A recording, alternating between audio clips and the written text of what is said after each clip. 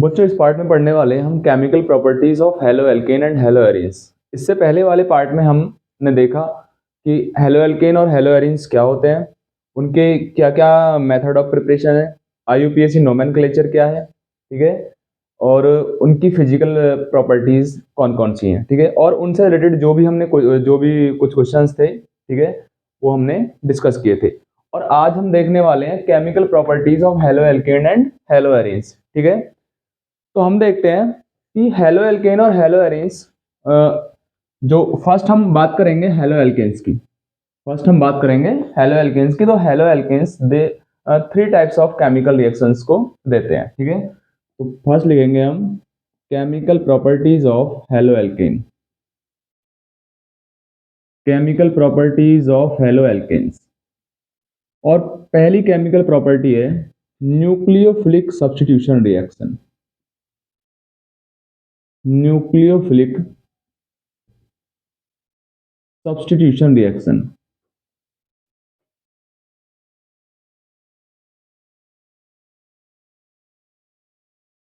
Nucleophilic substitution reaction यानी ऐसी chemical reaction जो न्यूक्लियोफाइल की प्रेजेंस से इनिशिएट होती है, यानी जो न्यूक्लियोफाइल की प्रेजेंस में होती है उन्हें बोलते हैं न्यूक्लियोफिलिक सब्स्टिट्यूशन रिएक्शन। यानी जिनमें ऐसी रिएक्शन जिनमें एक न्यूक्लियोफाइल किसी दूसरे न्यूक्लियोफाइल को रिप्लेस करता है। फॉर एग्जांपल, हमारे पास ए बी टाइप की कोई रिएक्शन है जिसमें बी न्यूक्लियोफाइल है, ए इलेक्ट्रोफाइल है, ठीक है। यानी बी यहाँ पर क्या है, जिसपे नेगेटिव चार्ज होता है, और जिसपे लॉन पेयर होते हैं ना, वो न्यूक्लियोफाइल होता है। यहाँ पर नेगेटिव चार्ज है तो इसको मैं न्यूक्लियोफाइल मान रहा हूँ, ठीक है। और सी हमारे पास कोई न्यूक्लियोफाइल है, तो सी हमारे पास स्ट्रॉन्ग न्यूक्लियोफाइल है, बी हमारे पास वीक न्यूक्लियोफाइल है। ऐसे केस में क्या है, ए जो सी है वो बी को रिप्लेस कर देगा, तो ए सी बनाएगा, प्लस जो बी है वो रिप्लेस हो जाएगा और वो लिविंग ग्रुप बन जाएगा। तो इस प्रकार की रिएक्शन को बोलते हैं हम न्यूक्लियोफिलिक सब्स्टिट्यूशन रिएक्शन, जिसमें एक न्यूक्लियोफाइल मतलब एक नेगेटिवली चार्ज कंटेनिंग स्पीसीज या एक लॉन पेयर कंटेनिंग स्पीसीज दूसरे किसी नेगेटिवली चार्ज कंटेनिंग स्पीसीज को उसके पोजीशन से रिप्लेस कर देता है। इस प्रकार की रिएक्शन कहलाती है न्यूक्लियोफिलिक सब्स्टिट्यूशन रिएक्शन, राइट। ये रिएक्शन हमारे टू टाइप्स की होती हैं। तो टाइप्स को डिस्कस करने से पहले हम बहुत सारी पहले न्यूक्लियोफिलिक सब्स्टिट्यूशन रिएक्शंस देख लेते हैं जो भी हमारे इन कोर्स हैं, ठीक है, उन सबको देख लेते हैं।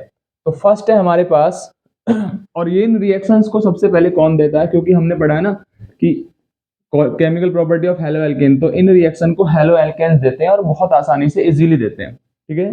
तो फर्स्ट रिएक्शन हम पढ़ेंगे इसके अंदर कि हम कोई हेलो एल्केन लेंगे, CH3 CH2 Cl। यहाँ पर Cl न्यूक्लियोफाइल है, ठीक है, और रिएक्शन कराएंगे इसकी KOH के साथ, और वो भी एक्वस। तो यहाँ पर नेगेटिव, यहाँ पर पॉजिटिव होगा क्या, इसमें OH एक न्यूक्लियोफाइल है और Cl भी एक न्यूक्लियोफाइल है। तो OH किसके स्थान पर आ जाएगा, Cl के स्थान पर, और Cl किसके स्थान पर आ जाएगा, OH के स्थान पर। तो यहाँ से हमारे पास रिएक्शन हो जाएगी CH3 CH2OH प्लस KCl, और एक हेलो एल्केन से बन जाएगा एक अल्कोहल बन जाएगा, राइट। तो हमें ये ध्यान रखना है। अब इसमें हमें एक और बात ध्यान रखनी है कि इसके स्थान पर KOH के स्थान पर हम NaOH भी ले सकते हैं, इसके स्थान पर हम NaOH भी ले सकते हैं, ठीक है। तब भी हमारा प्रोडक्ट यही बनेगा और NaCl बाहर निकलेगा। तो पहली रिएक्शन हमारी हो गई है न्यूक्लियोफिलिक सब्स्टिट्यूशन रिएक्शन, ठीक है, जिसमें एल्काइल हैलाइड से या हेलो एल्केन से हमने आसानी से अल्कोहल को बना लिया है। जब भी हमें क्या है, Cl हटाकर OH जोड़ना हो तो हम एक्वस KOH के साथ या एक्वस NaOH के साथ रिएक्शन करा के अल्कोहल अपना प्रिपेयर कर सकते हैं, राइट। नेक्स्ट होता है हमारे पास, अब ये वाला जो पोर्शन है हमारे पास, ये मिथाइल हो सकता है इसकी जगह, ध्यान रखना है ये चीज। मैं बात रिएक्शन के क्या है, बहुत सारे रिएक्शन नहीं लिखने वाले हैं। इसके स्थान पर मिथाइल हो सकता है, यानी CH3 हो सकता है, यानी मिथाइल ग्रुप हो सकता है दूसरा, ये बोल देंगे तो CH3 हो सकता है। ये 1 डिग्री भी हो सकता है। 1 डिग्री का मतलब क्या होगा, CH3 CH2 भी हो सकता है इसके स्थान पर, CH3 CH2 जैसे मैंने दिखा हुआ है। उसके बाद इसके बाद स्थान पर 2 डिग्री भी हो सकता है, 2 डिग्री कार्बोकैटायन भी इसके स्थान पर हो सकता है, ऐसे करके, ठीक है। इस प्रकार से होगा तब भी रिएक्शन हो जाएगी, तब भी उसमें Cl और OH क्या करेगा, Cl रिप्लेस हो जाएगा किसके द्वारा, OH के द्वारा।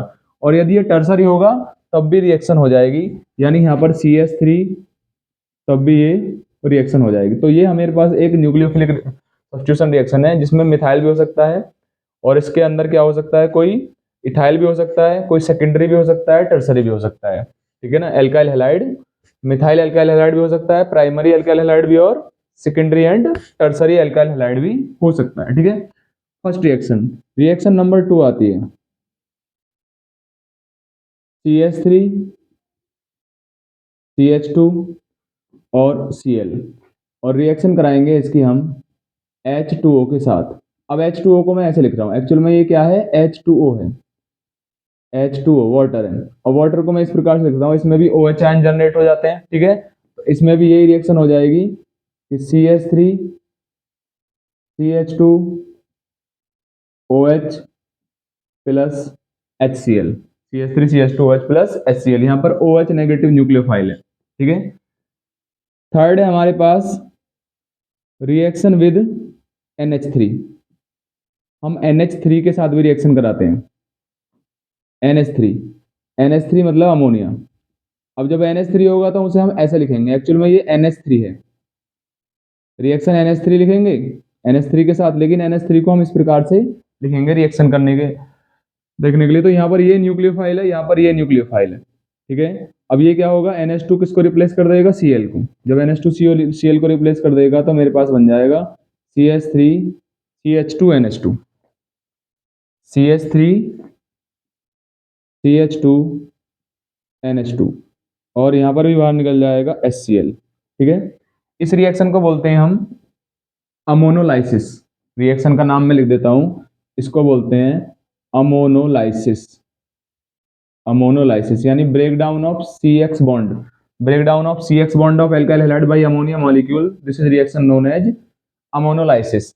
लेकिन इस अमोनोलाइसिस में क्या है, ये जो बनने वाला कंपाउंड है, प्रोडक्ट है, ये भी एक न्यूक्लियोफाइल की तरह वर्क करता है, ठीक है। तो फर्दर क्या है, CH3 CH2 और Cl प्लस रिएक्शन करा देंगे किसके साथ, CH3 CH2, और इसको लिख दूंगा NH और H। अब H पर प्लस और NH पर माइनस, ये पूरा का पूरा न्यूक्लियोफाइल है जो Cl को रिप्लेस कर देगा। तो हो जाएगा इसके अंदर CH3 CH2 का whole twice NH plus HCl। तो ये तो मेरे पास प्राइमरी एमीन बना, ये मेरे पास सेकेंडरी एमीन बना। लेकिन प्राइमरी एमीन बनने की रिएक्शन अमोनिया के साथ जब होती है तब तो अमोनोलाइसिस, और इसको बोलते हैं एल्काइलेशन। एल्काइलेशन। अब इस रिएक्शन का पढ़ने का एडवांटेज ये है कि ये reaction same reaction amine chapter के अंदर भी है, एमीन के अंदर भी वो अमोनोलाइसिस के नाम से ही है, ठीक है, और एल्काइलेशन के नाम से है। तो वो वहां पर यदि हम इसे यहाँ पे पढ़ लेंगे, अच्छे से समझ लेंगे कि कौन सी रिएक्शन है, न्यूक्लियोफिलिक सब्स्टिट्यूशन रिएक्शन है, ठीक है, और होती कैसे है, तो हमें वहां पे आसानी हो जाएगी। तो हमारी क्या है, दोनों चैप्टर्स की रिएक्शन बिल्कुल क्लियर हो जाएंगी, ठीक है, ये ध्यान रखना है। ये रिएक्शन फर्दर होगी क्योंकि इसके अंदर अभी क्या है, एक H और बचा हुआ है। तो CH3 CH2 Cl plus reaction हो जाएगी CH3 CH2 का होल ट्वाइस NH के साथ। यहाँ पर H पर प्लस आएगा, N पर माइनस आएगा। H अब वही हो जाएगा, ये वाला ग्रुप इसको रिप्लेस कर देगा, तो इसमें बन जाएगा 3 डिग्री एमीन, CH3 CH2 का होल थ्राइस N आ जाएगा, ठीक है, और प्लस निकल जाएगा HCl, ठीक है, और ये हमारे पास हो जाएगा 3 डिग्री एमीन, 3 डिग्री एमीन बनेगा, राइट। ये रिएक्शन कहलाती है, ये दोनों रिएक्शन कहलाएंगी एल्काइलेशन। इसमें बनेगा 1 डिग्री एमीन, इसमें 2 डिग्री और इसमें 3 डिग्री एमीन, ठीक है। तो ये भी एक प्रकार की न्यूक्लियोफिलिक सब्स्टिट्यूशन रिएक्शन है। तो एल्कोहलिक एक्वस NaOH और KOH के साथ रिएक्शन कराओ, वाटर के साथ रिएक्शन करा सकते हैं, अमोनिया के साथ रिएक्शन करा सकते हैं, ठीक है। उसके बाद रिएक्शन करा सकते हैं हम NaI के साथ, जिसे फिनकलिस्टन रिएक्शन बोलते हैं। CH3 CH2 Cl रिएक्शन करा देंगे NaI के साथ, ये नेगेटिव है, ये पॉजिटिव है, ठीक है। तो यहाँ पर हो जाएगा हमारे पास, ये रिएक्शन होती है ड्राई एसीटोन की प्रेजेंस में, ड्राई एसीटोन की प्रेजेंस में। तो यहाँ पर आई जो है वो एक न्यूक्लियोफाइल है, ठीक है, और वो रिप्लेस कर देगा Cl को, रिप्लेस कर देगा Cl को, ठीक है। तो ये भी एक न्यूक्लियोफिलिक सब्स्टिट्यूशन रिएक्शन है NaI के साथ, और फिनकलिस्टन रिएक्शन इसका नाम होता है। उसके बाद रिएक्शन आती है हमारी रिएक्शन विद KCN। तो CH3 CH2 Cl, और रिएक्शन कराएंगे KCN के साथ। तो यहाँ पर Cn माइनस पूरा का पूरा एक न्यूक्लियोफाइल है यहाँ Cl, ठीक है। तो क्या हो जाएगा, Cl को रिप्लेस कर देगा Cn, तो CH3 CH2 Cn plus KCl हो जाएगा। यहाँ पर नाम डालेंगे 1 2 3, तो प्रोपेन नाइट्राइल हो जाएगा। प्रोपेन में भी आएगी, प्रोपेन नाइट्राइल हो जाएगा इसका नाम, ध्यान रखना है, ठीक है। तो जब हमें एक कार्बन बढ़ाना हो तब हमें ये रिएक्शन लेके आते हैं KCN के साथ, लेकिन Cn तभी आएगा, तब रिएक्शन होगी जब यहाँ पे Cl होगा। मान लीजिए यहाँ पर OH ग्रुप होता तो पहले हम उसे किस में कन्वर्ट करते, SOCl2 के साथ रिएक्शन करा के Cl आ जाता, फिर KCN के साथ, ठीक है, तब हमारा नाइट्राइल बनता है। ध्यान रखना है, कार्बन बढ़ाने वाली एक रिएक्शन होती है, इंपॉर्टेंट रिएक्शन है, बहुत सारे कन्वर्जन में हेल्प करती है जो हमें कार्बन बढ़ाना होता है। दूसरा CH3 CH2 Cl, नेगेटिव है, ये पॉजिटिव है।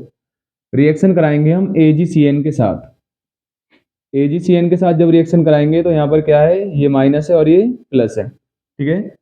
तो यही होगा इसके अंदर भी CH3 CH2, लेकिन बनेगा यहाँ पर NC, आइसोसाइनाइड बनेगा, ठीक है।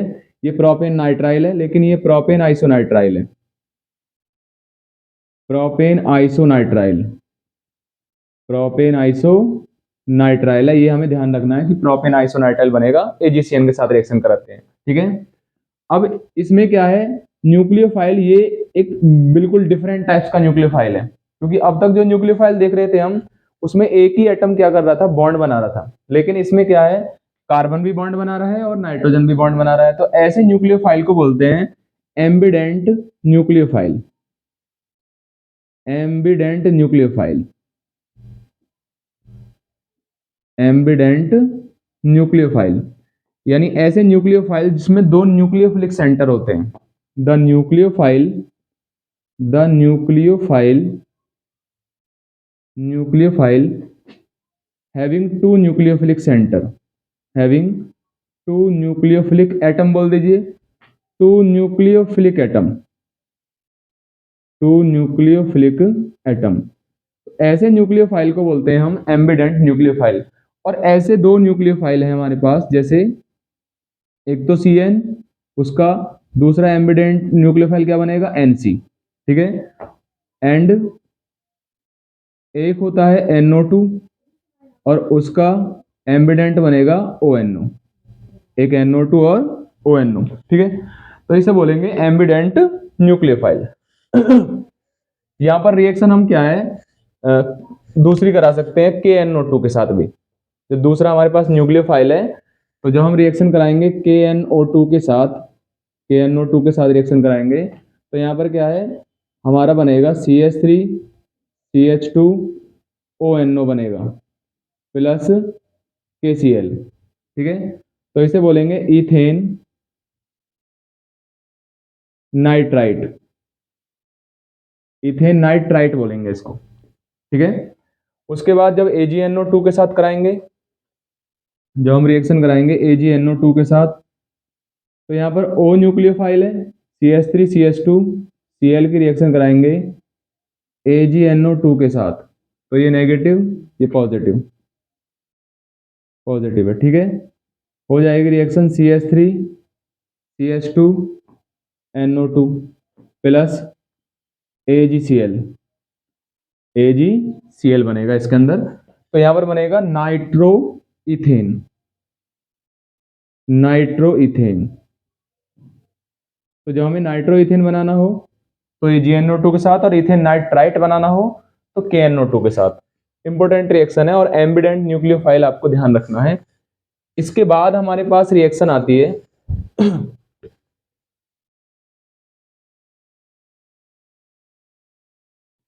CH3 CH2 Cl की रिएक्शन CH3COO के साथ, यानी सिल्वर एसीटेट के साथ रिएक्शन। अब यहाँ पर पूरा का पूरा ये एसीटेट वाला न्यूक्लियोफाइल है जो Cl को रिप्लेस कर देगा, तो यहाँ एस्टर का फॉर्मेशन होगा। तो यहाँ बन जाएगा CH3 डबल बॉन्ड O और CH2CH3, यानी ऐसे मान लीजिए कि ये वाला पॉजिटिव जो पार्ट है वो Ag के स्थान पर आ जाएगा, ठीक है ना, ओ या ओ ये। तो यहाँ एक एस्टर बनेगा, इथाइल एसीटेट, इथाइल एसीटेट बन जाएगा, प्लस AgCl बाहर निकलेगा। तो यहां पर हो गया ये सिल्वर एसीटेट,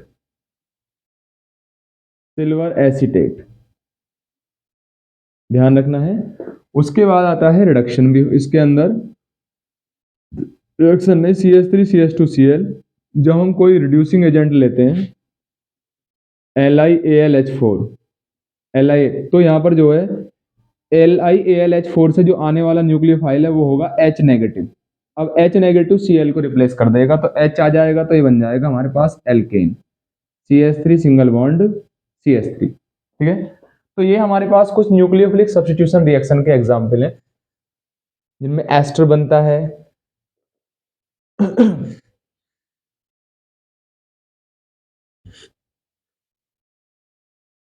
उसके बाद है हमारे पास नेक्स्ट है CH3CH2Cl प्लस CH3ONA या CH3CH2ONA, CH3CH2ONA, CH3CH2ONA, इसका नाम है सोडियम इथॉक्साइड। एक कार्बन होता तो सोडियम मिथॉक्साइड, 3 कार्बन है तो सोडियम प्रोपॉक्साइड, इस प्रकार से बन जाएगा, राइट। यहाँ पर भी क्या है, ये पूरा का पूरा न्यूक्लियोफाइल है जो Cl के दो रिप्लेस कर देगा, यहाँ पर ईथर बनेगा। क्या बनेगा? ईथर। तो CH3 CH2O CH2 और CH3 प्लस हो जाएगा NaCl। तो यहाँ बन गया ये इथॉक्सी इथेन, इथॉक्सी इथेन, जो कि एक ईथर है, जो कि एक ईथर है। और ये रिएक्शन कहलाती है विलियमसन ईथर सिंथेसिस। इस रिएक्शन को बोलते हैं हम विलियमसन ईथर सिंथेसिस, जो कि एल्कोहल फिनॉल वाले चैप्टर जो है हमारे पास उसके अंदर ईथर का मेथड ऑफ प्रिपरेशन है, ठीक है। यानी ईथर हम इस मेथड से भी बना सकते हैं जिसमें किसी एल्काइल हैलाइड की सोडियम एल्कोक्साइड के साथ रिएक्शन कराते हैं। एल्कोक्साइड की जगह मिथॉक्साइड, प्रोपॉक्साइड कुछ भी हो सकता है, ठीक है। तो ये हमारे पास न्यूक्लियोफिलिक सब्स्टिट्यूशन रिएक्शन है। अब ये दो प्रकार की होती है, मैंने पहले बताया था कि न्यूक्लियोफिलिक सब्स्टिट्यूशन रिएक्शन जो होती है वो 2 टाइप्स की होती हैं। एक रिएक्शन होती है SN1 और एक रिएक्शन होती है SN2, एक SN1 और एक SN2।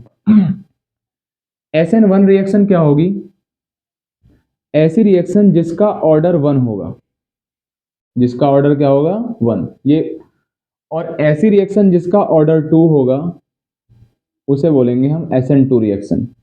जिसका ऑर्डर 1 होगा वो 2 स्टेप में होगी, जब ये होगी तो 2 स्टेप में, जब इसके मैकेनिज्म पढ़ेंगे। जिसका ऑर्डर 2 है वो 1 स्टेप में होगी, 1 स्टेप में। इसका order of reactivity, order of reactivity सबसे कम इसको मिथाइल एल्काइल हैलाइड देते हैं, उससे ज्यादा 1 डिग्री एल्काइल हैलाइड, उससे ज्यादा 2 डिग्री एल्काइल और सबसे ज्यादा 3 डिग्री एल्काइल हैलाइड। इसको ऑर्डर ऑफ रिएक्टिविटी हो जाएगा सबसे कम 3 डिग्री एल्काइल हैलाइड, उससे ज्यादा 2 डिग्री, उससे ज्यादा 1 डिग्री और सबसे ज्यादा इसको देते हैं methyl alkyl halide, methyl alkyl halide. तो ये इसका ऑर्डर होता है। यदि यहाँ पर हेलोजेंस का ऑर्डर देखें हम, तो हेलोजेंस में सबसे कम फ्लोरीन, उससे ज्यादा क्लोरीन, उससे ज्यादा ब्रोमीन और सबसे ज्यादा आयोडीन देता है। यानी आयोडीन की रिएक्शन जब कराएंगे, ठीक है, तो आयोडीन आसानी से रिप्लेस हो जाएगा क्योंकि बेटर लिविंग ग्रुप होता है, बड़े साइज का होता है। ध्यान रखना है यहाँ पर हेलोजेंस का ऑर्डर सेम रहेगा, फ्लोरीन से ज्यादा क्लोरीन, क्लोरीन से ज्यादा ब्रोमीन और ब्रोमीन से ज्यादा आयोडीन, ठीक है, ये हमको ध्यान रखना है। उसके बाद इसमें इसकी नेचर क्या होती है जब ये रिएक्शन होती है SN1, तो इसमें एक तो रेसिमाइजेशन प्रोसेस होता है, यानी इसके अंदर बनते हैं डेक्स्ट्रो और लीवो बनते हैं, ठीक है, उनका इक्विमोलर मिक्सचर बनता है। और एक होता है इसमें रिटेंशन, एक होता है इसके अंदर रिटेंशन। और इसके अंदर प्रोसेस नेचर जब क्या, इस रिएक्शन की नेचर क्या होती है, इसमें होता है इन्वर्जन ऑफ कॉन्फ़िगरेशन, यानी इन्वर्जन आ जाए या इन्वर्जन ऑफ कॉन्फ़िगरेशन, इन्वर्जन या फिर inversion of configuration, inversion of configuration, तो ये इसके अंदर होता है। तो ये हमें ध्यान रखना है कि इनमें कौन कौन से प्रोसेस होते हैं। अब इसका एग्जाम्पल क्या है और इसका एग्जाम्पल क्या है।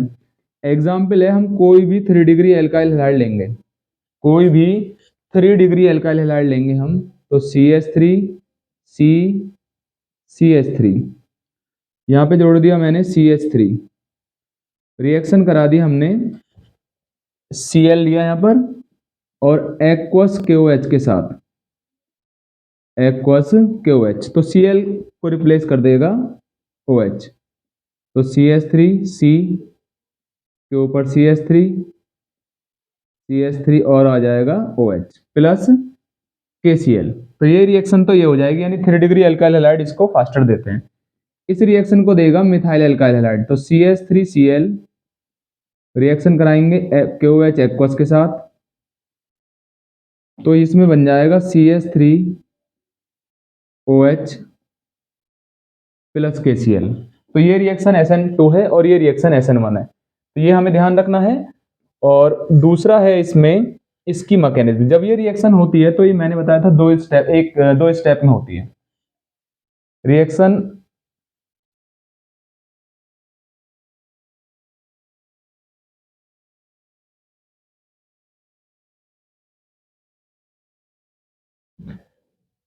रिएक्शन हमारी होती है 2 स्टेप में, ठीक है।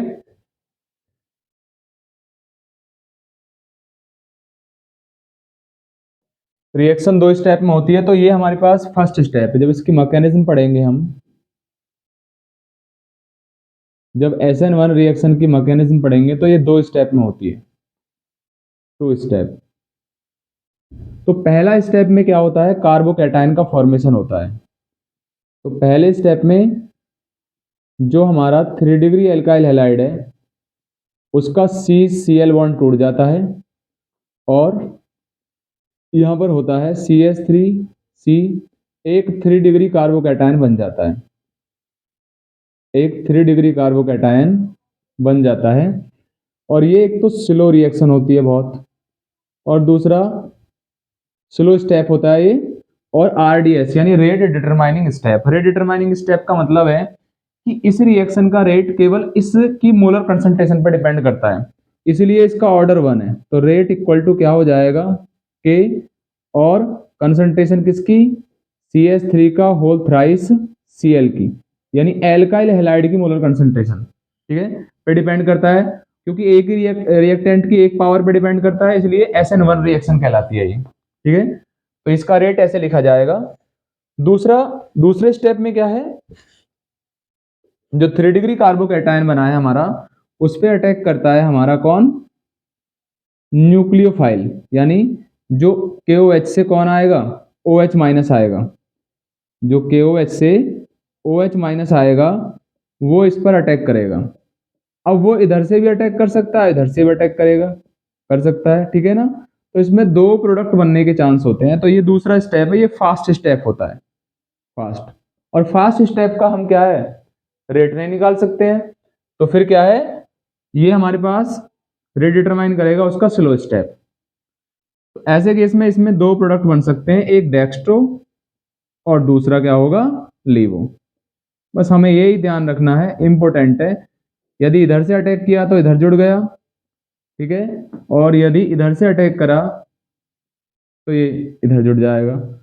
और ये एक दूसरे के क्या हैं, ये एक दूसरे के non super imposable mirror image है। तो ये एक डेक्स्ट्रो और एक लीवो बन जाएगा, तो इसलिए ये रेसिमिक मिक्सचर इसके अंदर फॉर्मेशन हो जाता है, ठीक है। तो ये हमें ध्यान रखना है, ये SN1 रिएक्शन थी और उसकी मैकेनिज्म, उसका रेट ऐसे लिखा जाएगा। और इसमें जब OH अटैक करता है तो इन कार्बन्स की पोजीशन पे कोई असर नहीं होता है, तो इसको बोलते हैं रिटेंशन। रिटेंशन का मतलब है कि न्यूक्लियोफाइल ने अटैक भी किया, लेकिन क्या है, जो एल्काइल ग्रुप है उनकी पोजीशन में कोई डिफरेंस नहीं आया, उनकी कॉन्फ़िगरेशन में कोई चेंज नहीं आया, तो उसको वो वहीं पे रहे जहां पर थे, तो इसको बोलते हैं रिटेन करना, यानी रिटेंशन। ठीक है, मतलब जो जहां था वो वहीं पर रहेगा। ठीक है, SN2 रिएक्शन, अभी हमने देखा कि SN2 रिएक्शन होती है जब हम किसी एल्काइल हैलाइड की रिएक्शन कराते हैं KOH के साथ एक्वस कंडीशन में, तो बन जाता है CH3Cl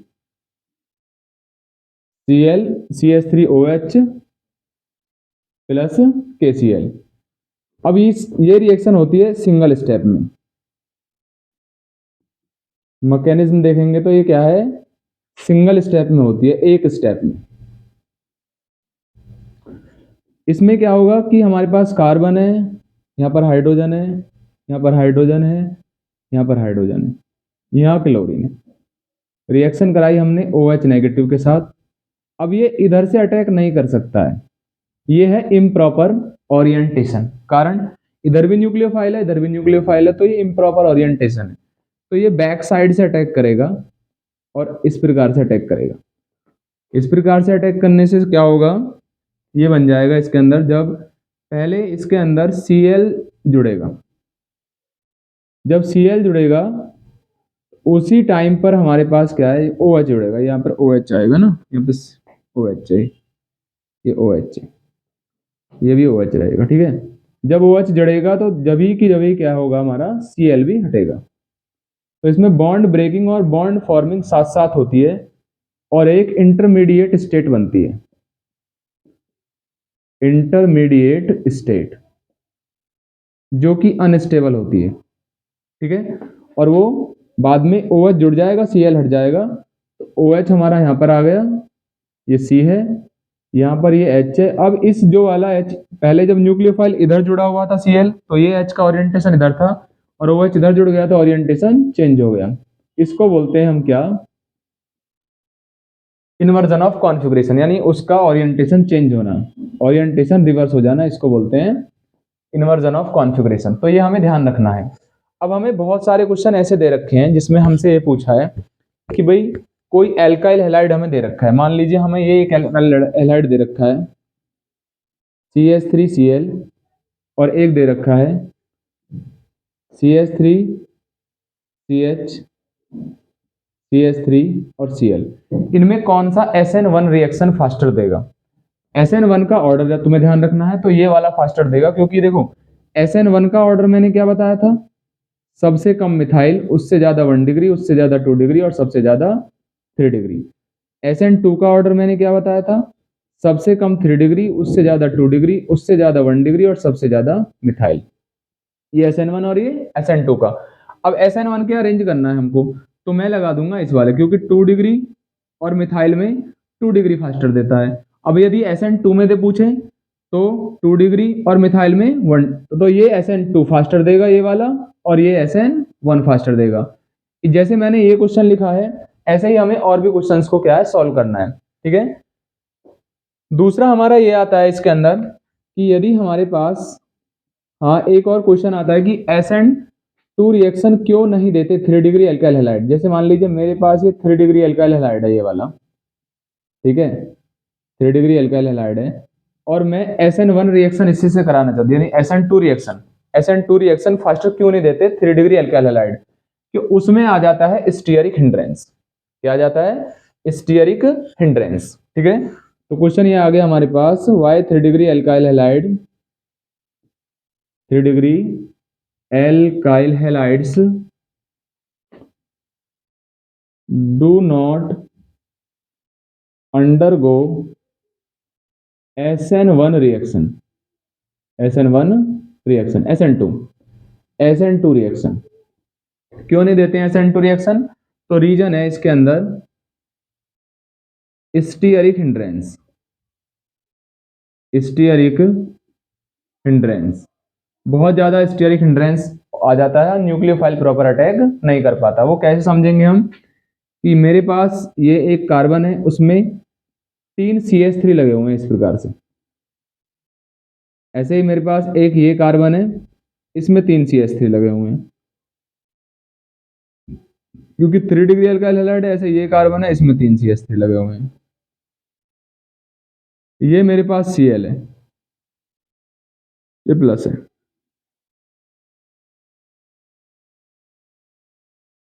OH को अटैक करना है, OH नेगेटिव को अटैक करना है। OH इधर से अटैक करेगा नहीं, क्योंकि SN1 रिएक्शन में क्या है, न्यूक्लियोफाइल की तरफ से अटैक होता नहीं है। SN2 रिएक्शन में क्योंकि न्यूक्लियोफाइल को क्या करेगा, रिपेल करेगा। तो यदि ये पीछे से अटैक करेगा इसमें बिहाइंड से, तो जब हम यहाँ पे हाइड्रोजन थे तो हाइड्रोजन छोटे साइज का होता है, लेकिन CH3 बड़े साइज के एटम्स है, ठीक है ना। CH3 बड़े साइज का ग्रुप है, तो वैसे केस में क्या है, क्योंकि उसमें एक कार्बन है, 3 हाइड्रोजन है, तो ओ ये क्या करेगा, ज्यादा स्पेस कवर करेगा, जिससे OH को क्या है, प्रॉपर स्पेस नहीं मिल पाएगा रिएक्ट करने के लिए, कार्बन पे अटैक करने के लिए, क्योंकि मैंने मैकेनिज्म में समझाया कि कार्बन बिहाइंड से अटैक करता है। इसलिए क्या होगा, SN2 रिएक्शन जो है 3 डिग्री अल्काइल हैलाइड नहीं देते हैं। कारण क्या होता है, उसमें बहुत ज्यादा स्टीयरिक हिंड्रेंस आता है। बहुत ज्यादा क्या आता है, स्टीयरिक हिंड्रेंस। अब क्वेश्चन ये आता है कि 3 डिग्री अल्काइल हैलाइड जो है वो SN1 रिएक्शन दे देते हैं, क्यों? क्योंकि 3 डिग्री कार्बोकैटायन बहुत ज्यादा स्टेबल होता है, तो इसका रीजन ये है।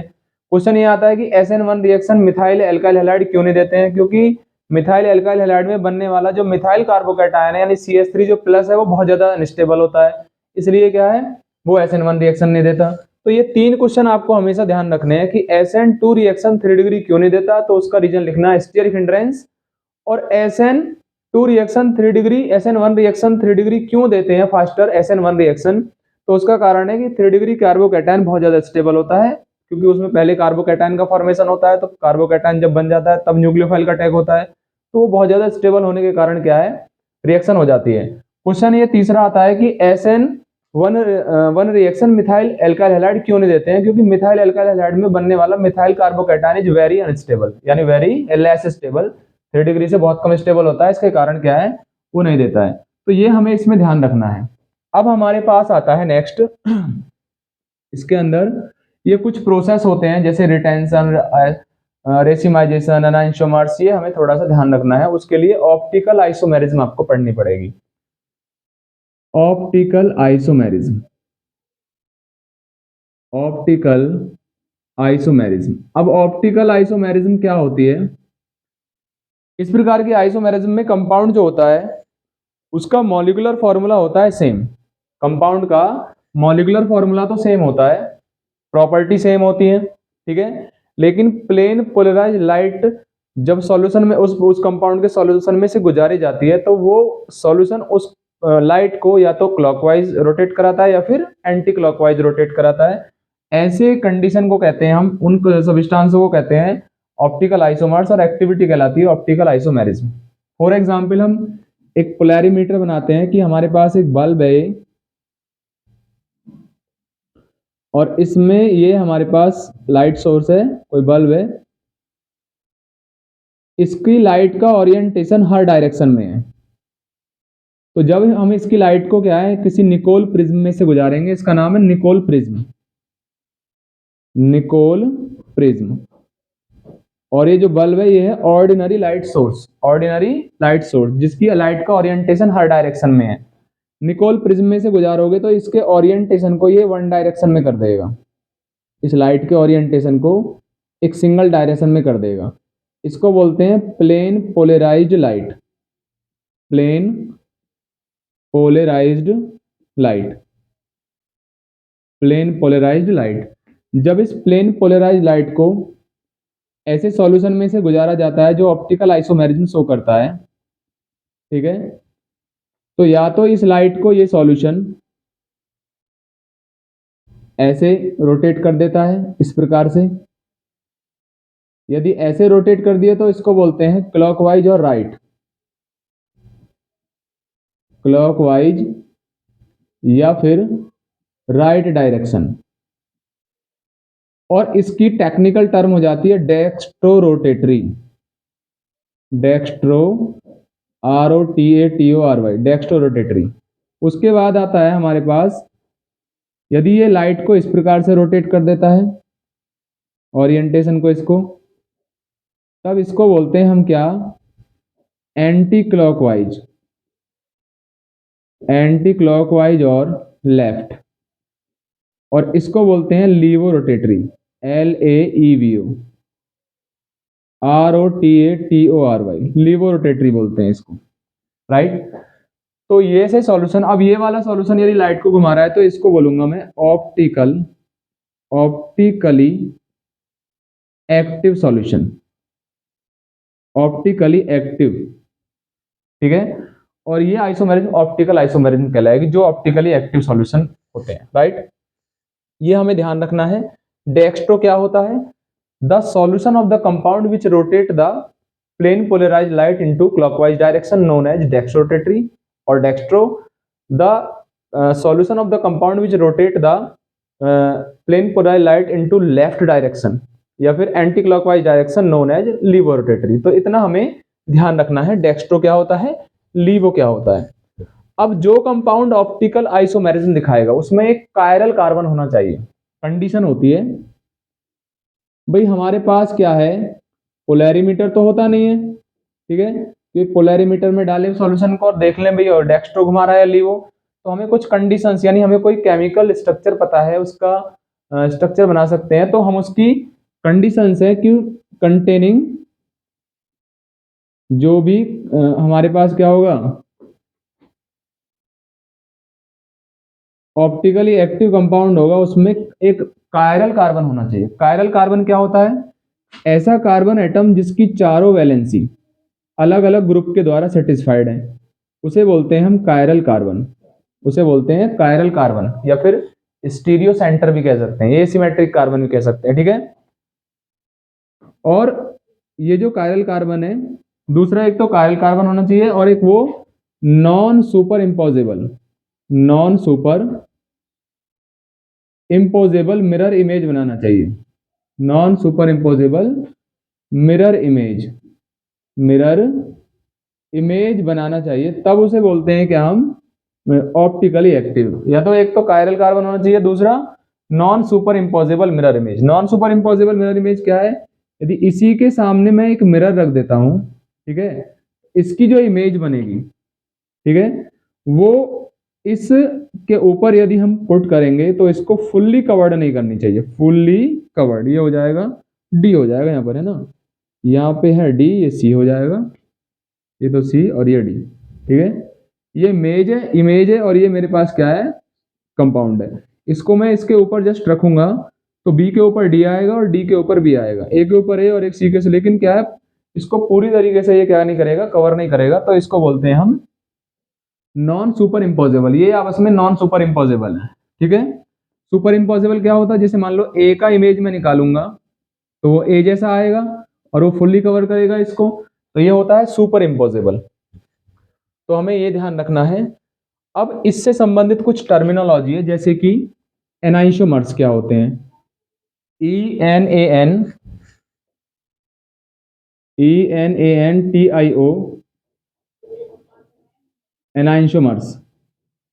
एनाइसोमर्स होते हैं the optical isomers which are non super imposable mirror image to each other. The optical isomers which are non super imposable mirror image to each other known as enantiomers. For example, मैं लेता हूं butane two all,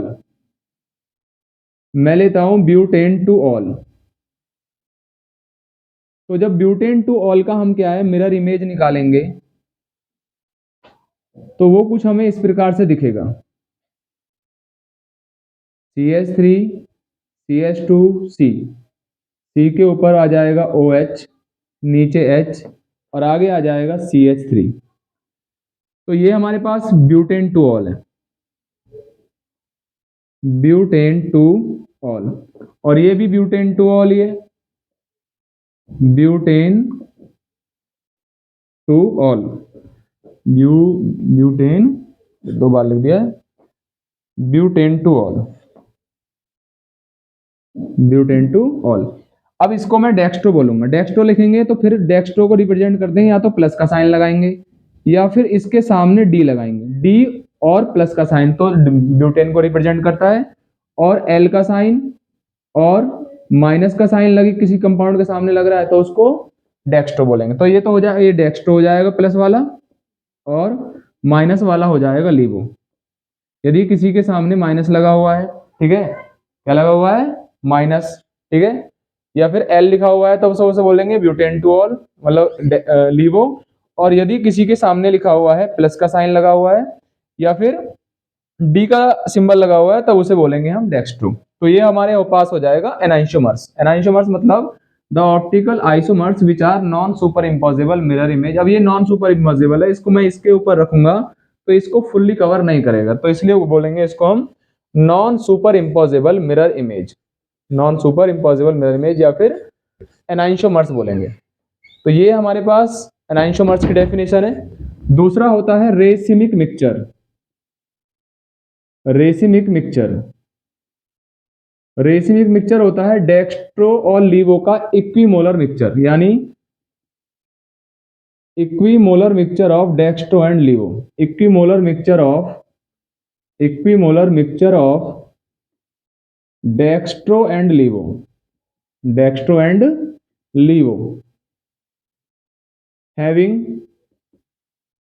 zero optical rotation, zero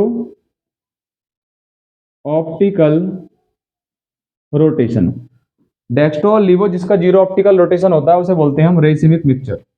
example हो जाएगा इसके अंदर racemic mixture का plus minus ब्यूटेनटोल, यानी जितना ब्यूटेनटोल माइनस वाला है उतना ही प्लस वाला है। तो ऐसे केस में ना तो लाइट इधर घूमेगी ना लाइट इधर रोटेट होगी, तो उसे बोलेंगे रेसिमिक मिक्सचर। और रेसिमिक मिक्सचर बनाने के प्रोसेस को बोलते हैं रेसिमाइजेशन। तो ये हमारे पास है न्यूक्लियोफिलिक सब्स्टिट्यूशन रिएक्शन। अब रिएक्शन नंबर 2 आती है beta elimination reaction. Beta elimination reaction, beta elimination reaction को देते हैं एल्काइल हैलाइड।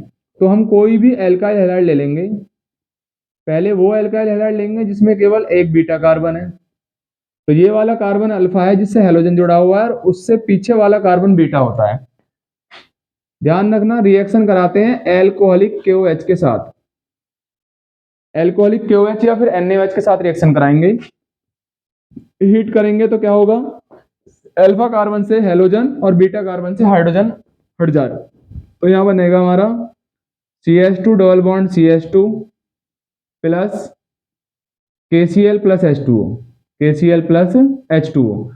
ये बीटा एलिमिनेशन रिएक्शन है जिसमें एल्काइल हैलाइड किसी एल्किन में कन्वर्ट हो जाता है। दूसरा है यदि दो बीटा कार्बन होते हैं हमारे पास, तो CH3 CH2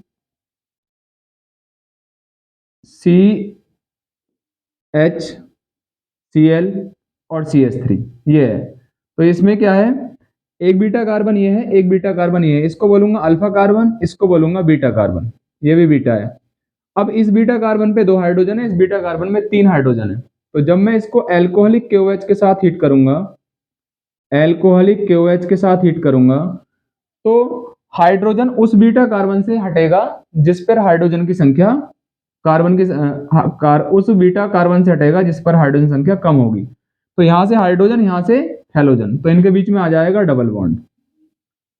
यहां से हेलोजन हट गया तो CH बचा, यहाँ पे हाइड्रोजन हट गया तो यहाँ भी CH बचा, तो CH डबल बॉन्ड CH और सिंगल बॉन्ड CH3 प्लस ये बनेगा मेजर प्रोडक्ट, मेजर, और इसकी यील्ड होगी 81%।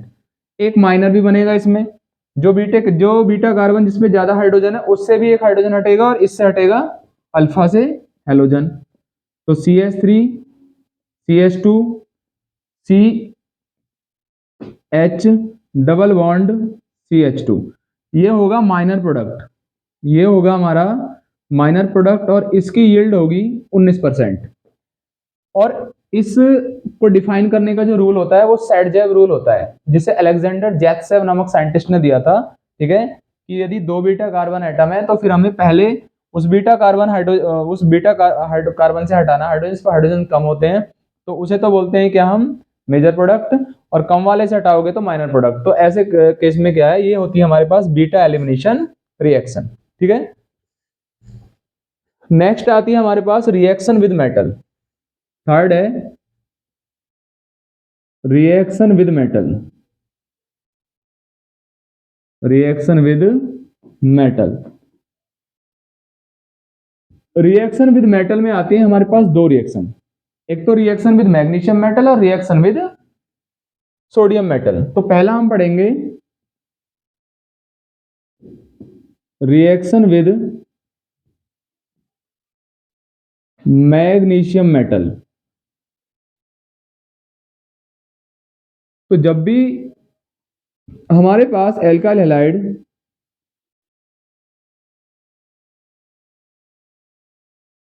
मैग्नीशियम मेटल के साथ रिएक्शन करेगा तो रिएक्शन ये ड्राई ईथर की प्रेजेंस में होगी, ड्राई ईथर की प्रेजेंस में, और यहां बन जाएगा हमारे पास CH3 CH2 MgCl। ये नेगेटिव ये पॉजिटिव, ठीक है, ये पॉजिटिव और ये नेगेटिव, इस प्रकार से बनेगा। इस रिएक्शन को जनरली देखें तो ये कोई RX है, जहां पर R कोई एल्काइल ग्रुप है, X कोई हैलोजन है, वो Mg के साथ रिएक्शन कर रहा है ड्राई ईथर की प्रेजेंस में, ड्राई ईथर की प्रेजेंस में। तो RMgX बनेगा, जहां पर Mg पर क्या हो जाएगा प्लस और R पर, इसको बोलते हैं ग्रिग्नार्ड रिएजेंट, ग्रिग्नार्ड रिएजेंट। ये हमारे पास RMgX। और अब ग्रिग्नार्ड रिएजेंट जब बनाया जाता है तो हमें क्या होना चाहिए, हमारे पास ग्रिग्नार्ड रिएजेंट बनाते समय ड्राई ईथर होना चाहिए। यदि यहाँ पर कोई भी प्रोटॉन डोनेटिंग ग्रुप हो, यानी ऐसा कोई मॉलिक्यूल हो जो प्रोटॉन डोनेट करता है, जैसे अल्कोहल है, अमोनिया है, वाटर है, ऐसे केस में क्या होता है, हमारा एल्केन बन जाता है।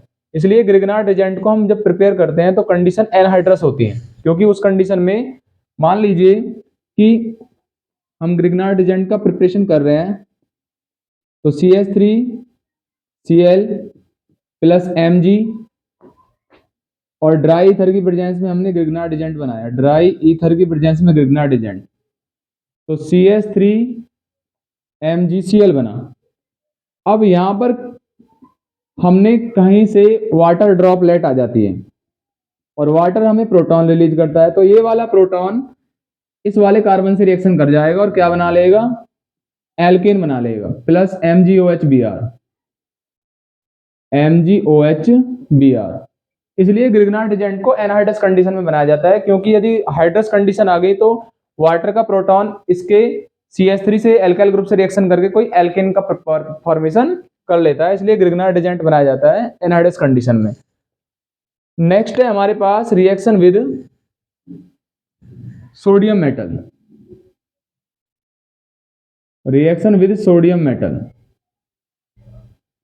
जब भी हम रिएक्शन कराते हैं सोडियम मेटल के साथ तो उस रिएक्शन को बोलते हैं वुड्स रिएक्शन, और उसमें दो मोल लेते हैं एल्काइल क्लोराइड या एल्काइल ब्रोमाइड या एल्काइल आयोडाइड के साथ।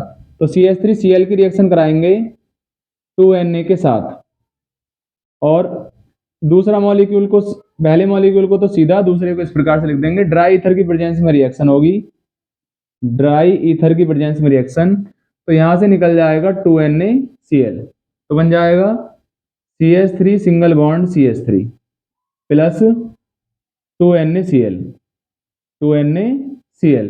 तो ये होती है हमारे सोडियम मेटल के साथ रिएक्शन, सोडियम मेटल के साथ रिएक्शन होती है, जिसमें क्या है, यदि हमें कार्बन डबल करने हो, जैसे क्लोरोमीथेन है, डबल कार्बन करने हो, कंपाउंड बनाना हो, यानी डबल कार्बन वाला एल्केन, तो बन जाएगा इथेन। यदि यहाँ पर लेंगे क्लोरोइथेन तो butane, chloropropane hexane, chloro butane लेंगे तो बन जाएगा हमारे पास क्या, ऑक्टेन बन जाएगा। क्या बन जाएगा, ऑक्टेन। तो ये हमें ध्यान रखना है, राइट। नेक्स्ट हमारे पास रिएक्शन है, ये सोडियम मेटल के साथ रिएक्शन है। ये रिएक्शन भी एनहाइड्रस कंडीशन में होती है, क्योंकि sodium metal is very reactive, ठीक है, तो वाटर के साथ रिएक्शन करके उसके अंदर क्या है, इट कैच फायर आल्सो। तो हमें इस रिएक्शन को क्या है, एनहाइड्रस कंडीशन में ही बनाना है। हमारे पास नेक्स्ट रिएक्शन है सोडियम मेटल के साथ, और इसमें दोनों एल्काइल हैलाइड जो होते हैं वो दोनों सेम होने चाहिए। यदि हम अलग अलग लेते हैं एल्काइल हैलाइड तो हमें तीन एल्केन मिलते हैं, ठीक है। पहले अपने अपने एल्केन बनाएंगे वो, और फिर दोनों आपस में मिलकर। तो ये हो गया मैग्नीशियम मेटल के साथ ग्रिग्नार्ड एजेंट बना दिया, वो वुड्स रिएक्शन बोलते हैं इसको, वुड्स रिएक्शन। अब है chemical property of haloarene. Chemical property of halo arenes. Chemical property of halo arenes में एक आता है nucleophilic substitution reaction. Nucleophilic substitution reaction. तो पहली रिएक्शन है हेलो एल्कीन में nucleophilic substitution reaction. Nucleophilic substitution reaction में हम पढ़ेंगे सबसे पहले जो हमारे पास हेलो एरिन्स होते हैं वो लेस रिएक्टिव होते हैं। न्यूक्लियोफिलिक सब्स्टिट्यूशन रिएक्शन के कंपैरिजन देखो तो लेस रिएक्टिव होते हैं, यानी बहुत कम रिएक्ट करते हैं। न्यूक्लियोफिलिक सब्स्टिट्यूशन रिएक्शन बहुत कम देते हैं। ठीक है, यदि मान लीजिए मेरे पास क्या है, यहाँ पर क्लोरोबेंजीन है और उसकी रिएक्शन में एक्वस KOH के साथ कराता हूँ, ठीक है, तो ये नॉर्मल कंडीशन में कोई रिएक्शन नहीं होती है, नो रिएक्शन। ये नॉर्मल कंडीशन में रिएक्शन नहीं होती है। अब इसका कारण है नॉर्मल कंडीशन में ना होने का कारण,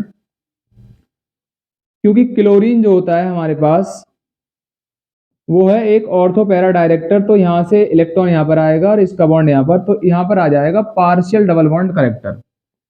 कार्बन और हेलोजन के बीच में क्या आ जाएगा, पार्शियल डबल बॉन्ड करेक्टर। और इस पार्शियल डबल बॉन्ड करेक्टर के कारण क्या है, ये बॉन्ड टूट नहीं पाएगा, इसलिए ये रिएक्शन नहीं हो पाएगी। दूसरा, ये कार्बन होता है sp2 हाइब्रिड, तो ये sp2 हाइब्रिड होने के कारण इसको अपने तरफ अट्रैक्ट करेगा, जिससे कार्बन और क्लोरीन के बीच की बॉन्ड लेंथ हो जाएगी कम। बॉन्ड लेंथ कम होने से बॉन्ड स्ट्रांग हो जाएगा, जिससे बॉन्ड नहीं टूटेगा। इसलिए नॉर्मल कंडीशन में कोई रिएक्शन नहीं होगी। इसलिए हेलो एरिन्स नॉर्मल कंडीशन में न्यूक्लियोफिलिक सब्स्टिट्यूशन रिएक्शन नहीं देते हैं। लेकिन फिर भी क्या है, यदि कंडीशन को विग्रस किया जाए, एबनॉर्मल किया जाए, तो फिर रिएक्शन हो जाती है। जैसे यहाँ पे हम क्लोरोबेंजीन ले लेते हैं और रिएक्शन कराते हैं इसकी हम एक्वस NaOH के साथ, एक्वस NaOH के साथ 623 केल्विन टेम्परेचर पर और 300 atm प्रेशर पर। तो पहले बनता है इसके अंदर ONa यानी सोडियम फिनॉक्साइड, और फिर उसको HCl के साथ रिएक्शन कराते हैं तो बन जाता है फिनॉल। तो ये रिएक्शन हो जाती है। इस रिएक्शन को बोलते हैं डोज रिएक्शन। कौन सी रिएक्शन बोलते हैं इसको हम, डाउज या फिर डोज रिएक्शन बोलते हैं। तो इतना हमें ध्यान रखना है कि ये रिएक्शन डोज रिएक्शन कहलाती है, लेकिन होती है एबनॉर्मल कंडीशन में। तो क्लोरोबेंजीन से फिनॉल बनाया जा सकता है with the help of dose reaction. ध्यान रखना है, यदि इन रिएक्शन को थोड़ा नॉर्मल करना है तो फिर मैं क्या है, यहाँ पर एक NO2 जोड़ दूंगा। यहाँ पर एक NO2 जोड़ देंगे तो टेम्परेचर हमारा घटकर 440 रह जाएगा, 440 केल्विन रह जाएगा। टेम्परेचर घटकर कितना रह जाएगा, 440।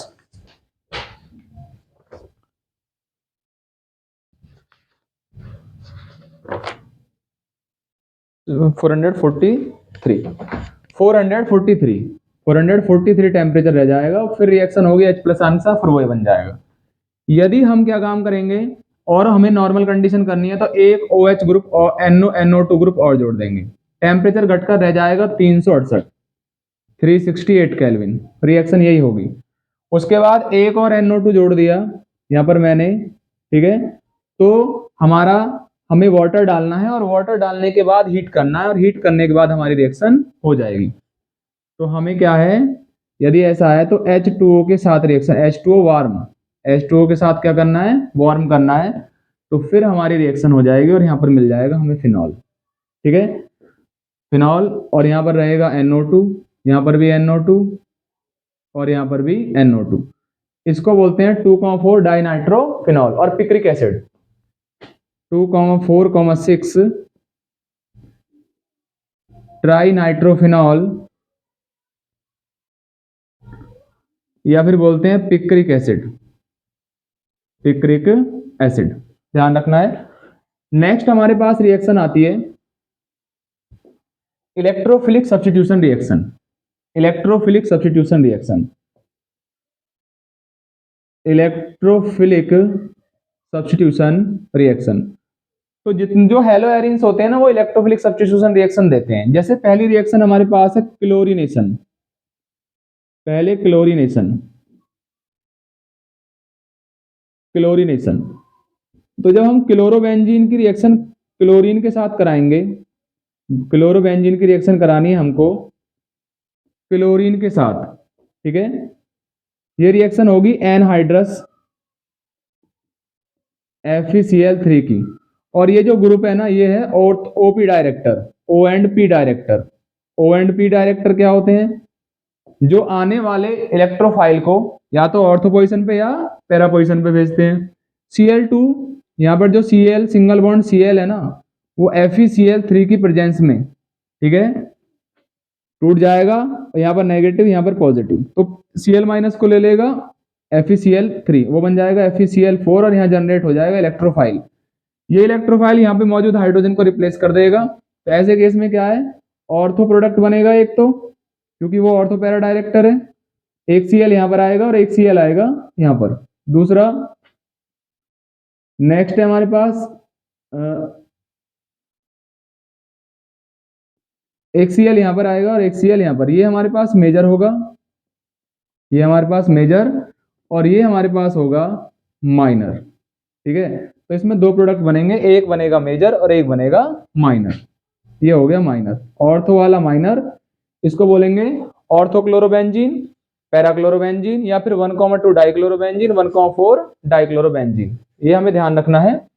ये रिएक्शन है हमारे पास इलेक्ट्रोफिलिक सब्स्टिट्यूशन रिएक्शन में क्लोरिनेशन। सिमिलरली ब्रोमिनेशन हो जाएगा, उसमें Br2 के साथ रिएक्शन कराएंगे, ठीक है, ब्रोमोबेंजीन की FeBr3 की प्रेजेंस में, तो वहां पर ब्रोमीन आ जाएगा ऑर्थो और पैरा पोजीशन पे।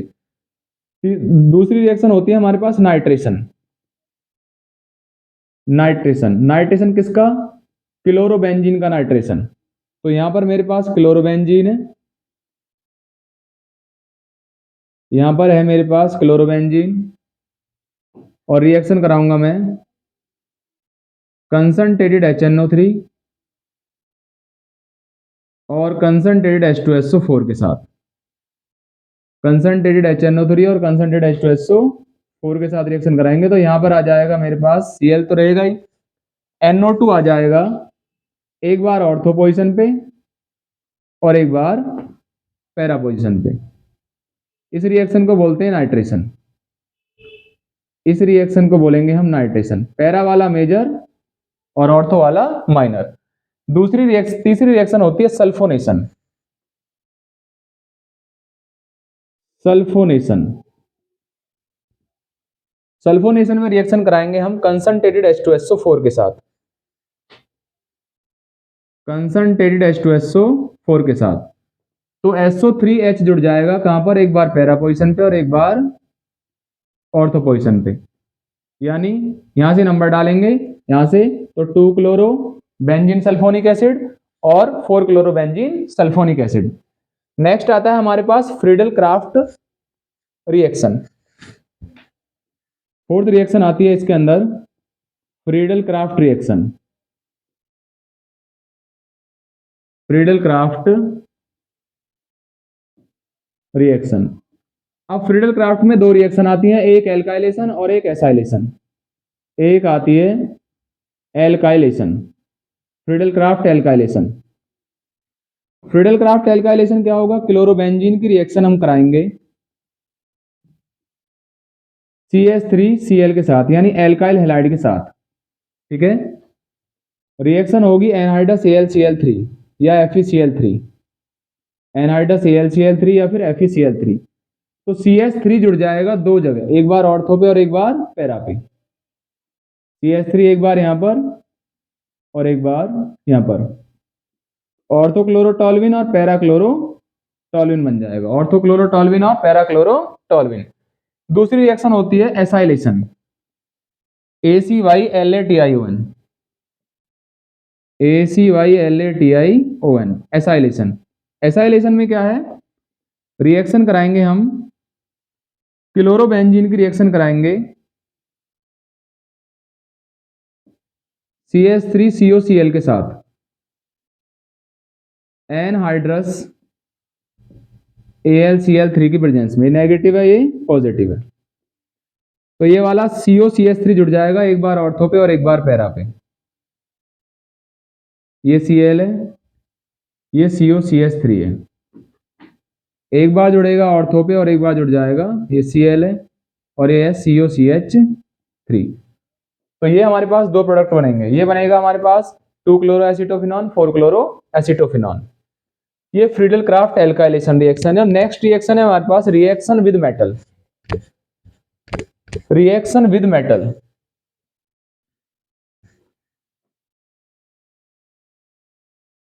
रिएक्शन विद मेटल, वही दो मेटल के साथ रिएक्शन है, सोडियम के साथ मैग्नीशियम के साथ।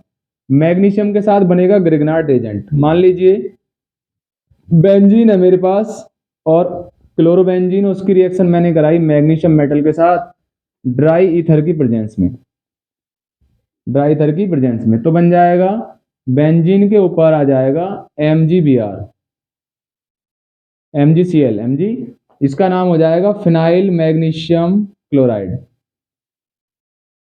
Phenyl magnesium chloride, phenyl magnesium chloride. और ये हमारे पास है ग्रिग्नार्ड रिएजेंट। दूसरी रिएक्शन आती है हमारे पास सोडियम मेटल के साथ, जिसे बोलते हैं फिटिग रिएक्शन, जिसको बोलते हैं हम फिटिग रिएक्शन। फिटिग रिएक्शन में क्या होता है, दो मॉलिक्यूल लेते हैं हम क्लोरोबेंजीन के, दो मॉलिक्यूल, एक मॉलिक्यूल क्लोरोबेंजीन का ये ले लिया, सोडियम मेटल के साथ रिएक्शन कराई, दूसरा मॉलिक्यूल मैंने ये ले लिया, सोडियम मेटल के साथ रिएक्शन कराई है ड्राई ईथर की प्रेजेंस में, ड्राई ईथर की प्रेजेंस में। तो यहां बनेगा बाइफिनाइल और डाइफिनाइल, बाइफिनाइल और डाइफिनाइल, बाइफिनाइल और डाइफिनाइल। तो इस रिएक्शन को बोलते हैं फिटिग रिएक्शन। ये है बाइफिनाइल डाइफिनाइल, बाइफिनाइल या फिर डाइफिनाइल, राइट। इसे फिटिग रिएक्शन बोलते हैं। यहां से दोनों 2NaCl बाहर निकल जाएगा। लास्ट होती है हमारे पास Wurtz Fittig reaction, Wurtz Fittig reaction, WURTZ, Wurtz Fittig reaction. Wurtz Fittig reaction में एक भाग तो होता है एल्काइल हैलाइड का और एक भाग होता है CH3Cl 2Na + Cl, और यहां पर आ जाएगा ड्राई ईथर की प्रेजेंस में रिएक्शन होगी, तो यहां भाग निकल जाएगा 2NaCl, तो बेंजीन के ऊपर आ जाएगा CH3, बेंजीन के ऊपर आ जाएगा CH3 + 2NaCl, टॉल्यूइन बनेगा। तो इसको बोलेंगे वुड्स फिटिग रिएक्शन, जिसमें एक भाग एल्काइल हैलाइड और एक भाग एराइल हैलाइड का होता है, रिएक्शन करते हैं और बन जाता है कोई एल्काइल बेंजीन। अब क्वेश्चन आता है कि इसमें कुछ होते हैं poly halogen compounds. Poly halogen compounds मतलब जिसमें एक से ज्यादा हैलोजन होते हैं, जैसे कि CH2Cl2, CHCl3, CCl4, CF2Cl2 या DDT, ये सारे होते हैं। इसमें जो फ्रेयॉन्स होते हैं उनका यूज होता है रेफ्रिजरेटर में, कूलेंट की तरह यूज करते हैं और रेफ्रिजरेटर में, ठीक है। और जो हमारे पास और है जैसे कार्बन टेट्राक्लोराइड है, क्लोरोफॉर्म है, या फिर हमारे पास CH2Cl2 है, डाइक्लोरोमीथेन है, ये सॉल्वेंट की तरह यूज किए जाते हैं पेंट रिमूवर में, नेल पॉलिश रिमूवर में। और DDT इंसेक्टिसाइड होता है, DDT होता है इंसेक्टिसाइड, और कार्बन टेट्राक्लोराइड वगैरह ये सारे मैंने बताया है कि ये सॉल्वेंट की तरह यूज किए जाते हैं। और जो आयोडोफॉर्म होता है CHI3, वो एक एंटीसेप्टिक सब्सटेंस की तरह यूज किया जाता है, क्योंकि उसमें क्या है आयोडीन लिबरेट होती है। Okay, thanks. तो ये हमारे पास कंप्लीट रिवीजन था, हमने दो शॉर्ट के अंदर, यानी एक पहले पार्ट बनाया था और एक ये वाला पार्ट है जिसमें कंप्लीट रिवीजन करवाया है हेलो एल्केन और हेलो एरिन्स का। यदि आपने ये पार्ट आप देख रहे हैं तो इस पहला पार्ट नहीं देखा है तो उस पार्ट को जरूर देखें, और उसके साथ NCERT को मैंने सारा रिवीजन कराया है और सारे क्वेश्चंस NCERT के मैंने अलग से वीडियो बनाई है NCERT के क्वेश्चंस की, जिसमें सारे इंटेक्स्ट और एग्जाम्पल और सारे एक्सरसाइज के क्वेश्चंस कराए हैं, ठीक है। तो आप उनको भी देख सकते हैं। Okay, thanks.